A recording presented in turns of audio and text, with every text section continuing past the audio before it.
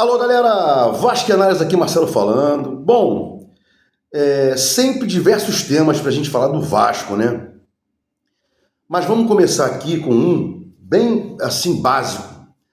Jair / Léo Jardim.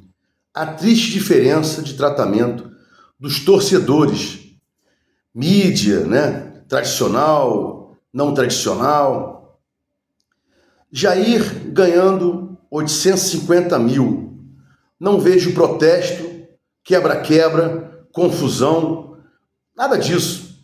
Há uma aceitação passiva de que um jogador que nada entrega ou entrega quase nada possa ganhar isso e não tem problema algum, né?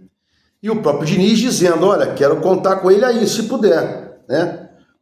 A 850 mil, é isso mesmo? Não é possível, né? Tinha que haver protesto todo dia na porta de São Januário, tendo em vista aí 850 mil perqueridos por esse atleta, né? Bom, Léo Jardim, né? Pedrosa, falei isso ontem ou anteontem, né? Uma perseguição do Pedrosa ao Léo Jardim. Léo Jardim, quem era você? Você é obrigado a aceitar 750 mil, contrato até 2030, não sei o quê.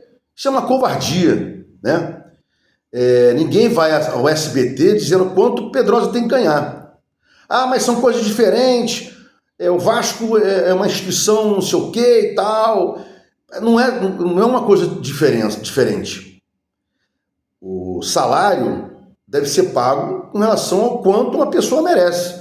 E o Léo Jardim entrega ótimos resultados, já salvou o Vasco milhares de vezes, milhares é exagero, centenas de vezes, já passou de 100 vezes já, desde 2023, né? E aí não merece, pelo menos, chegar próximo aí, por que não R$1 milhão? Falei isso ontem no vídeo. O Vasco tem que separar, todos os times têm que separar 2, 3 atletas que vão ganhar mais. O caso do Vasco tem aí garantido, deveria estar garantido ao Verratti, ao Léo Jardim, e não ao João Vitor. O João Vitor ganha mais do que o Verratti. Olha que absurdo, entendeu? Que absurdo. Não existe isso. Você pensar que o Léo Jardim possa ganhar menos do que o João Vitor, né? E nada. Cadê o protesto na porta de São Januário?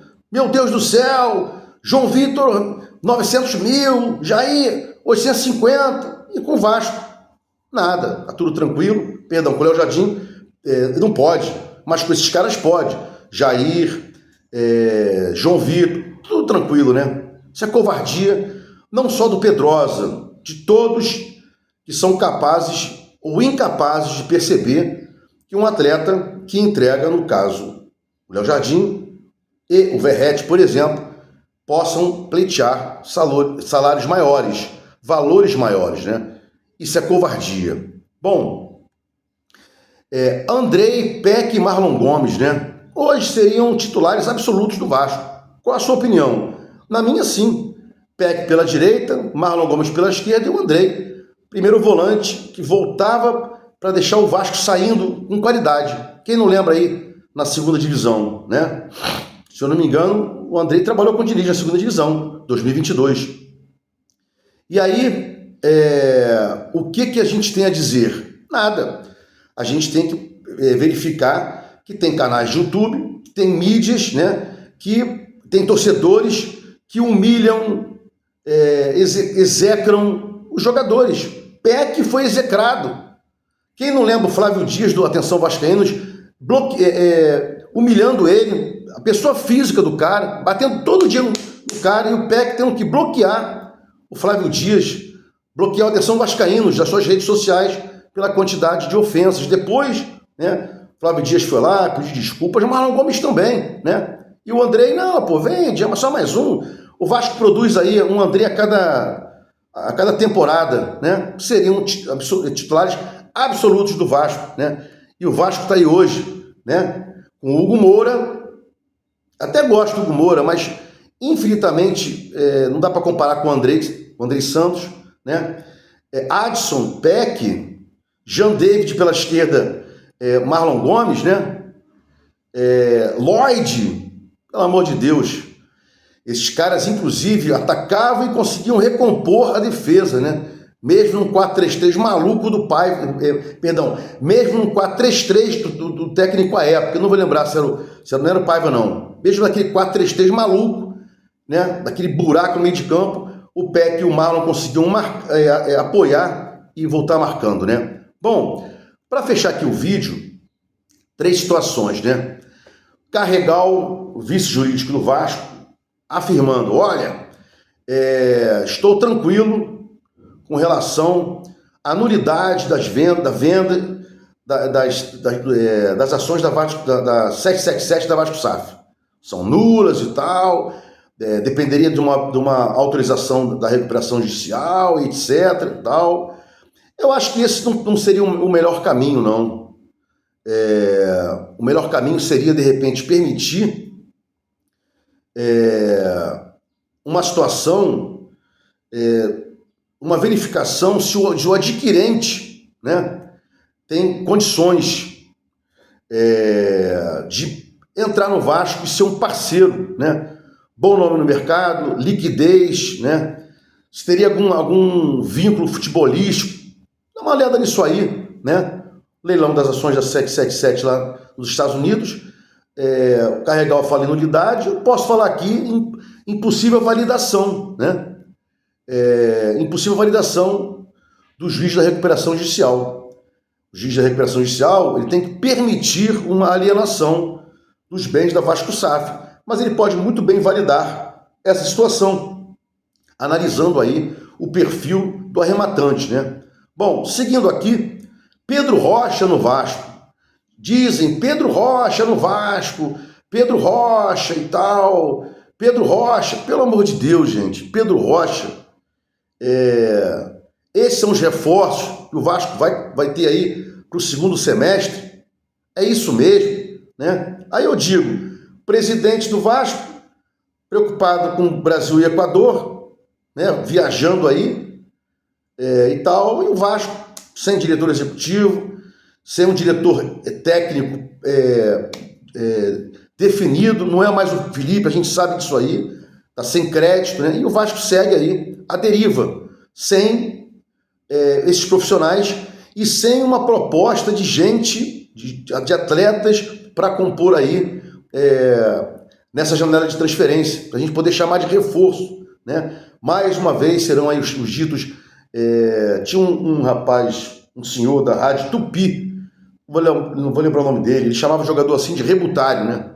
Mais rebutalhos que virão Vascos aí, né? Famosos refugos, etc e tal. E para fechar realmente, né? Eu falo de Vasco aqui, mas vou dar uma pitadinha sobre seleção, né? Todo mundo que fala sobre seleção, o caminho é dizer tudo errado, a seleção acabou, vai de mal a pior, não sei o quê. Primeiro jogo do Ancelotti, né? Assim como eu defendo, né, um trabalho do Diniz, ou o trabalho de qualquer outro técnico, tem que ter calma, né? Não ganhou os primeiros 5 jogos, não começou a arrebentar, não virou topo da tabela, tá tudo errado, manda embora, quebra para cá, quebra para lá. Não é assim, né? A seleção vai demandar um tempo, né? E aí, Ancelotti chegou agora, primeiro jogo, mas para a mídia, tá tudo errado, e não sei o que e tal. E pro Vasco também, a mídia do Vasco, né? Tudo errado, manda Diniz embora, precisa de tempo e tal. Ainda bem que tem essa parada aí, né? Que casa, porque tem discurso já pronto pro Diniz, né? Lá atrás, o pessoal fala, Diniz, você vinha bem no Fluminense, mas depois deu uma travada. Ele explica, né? Olha, aconteceu isso. Tem até tricolores que vêm aqui, que assistem os meus vídeos e falam, não, Marcelo, você tá errado, o Diniz tá errado. Não acho que o Diniz esteja de errado. Lá atrás ele perdeu peças, né? Perdeu um volante, vou lembrar o nome dele agora. O Arias parou de jogar, o Ganso ficou machucado. Teve outras perdas também, né? E aí alguma série de jogos de resultados negativos, né? Mesmo vindo de uma Libertadores e os caras caganhando para um trabalho, né? É assim que o Brasil né? Mas aqui no meu caso não, eu continuo aqui defendendo um trabalho, né? E agora vai casar com o Diniz. Esses 10 dias aí antes do jogo contra o São Paulo e depois 30 dias do jogo, para o jogo contra o Botafogo, na volta do futebol depois do Super Mundial, né? Se gostou dos comentários, se inscreve aqui no meu canal Vasco Análise, dá um like para mostrar o YouTube engajamento, sininho para mostrar o YouTube que você quer receber meus vídeos quando forem ao ar. Vasco Análise, fique com Deus e até o próximo vídeo.